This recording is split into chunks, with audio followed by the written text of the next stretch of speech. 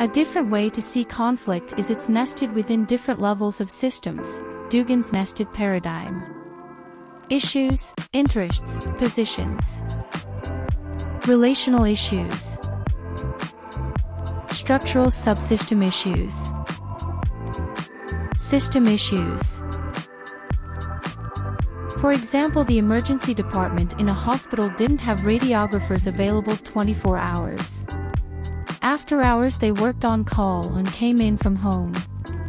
There was this constant issue where the emergency doctor would phone a radiographer and say, "We've got someone here who needs an ultrasound." The radiographer would hesitate or say no, that it can wait until the morning when we come in at 8. The conflict would frequently get lively. So in this nested model, the dispute about attending an ultrasound reflects the issue, the positions, the interest.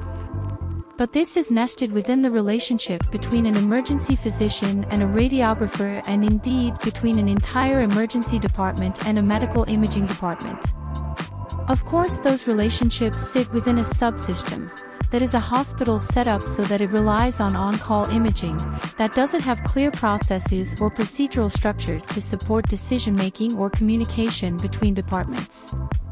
It's an issue nested within a relationship, nested within a subsystem of a hospital. Finally, this hospital conflict sits within a community or a systems level that's driven by the overall state of health and chronic disease causing a demand on services. The general community's expectations that they can turn up at 1 a.m. and get an ultrasound, and the reinforcement of those expectations by policymakers. That's how the issues, positions, or interests sit nested in a relational context, which is nested within a subsystem context, and again within a whole broad system context. The implication is that by analyzing conflict in this way, we can identify an optimal intervention point. In this example, we could mediate between the emergency physician and the radiographer.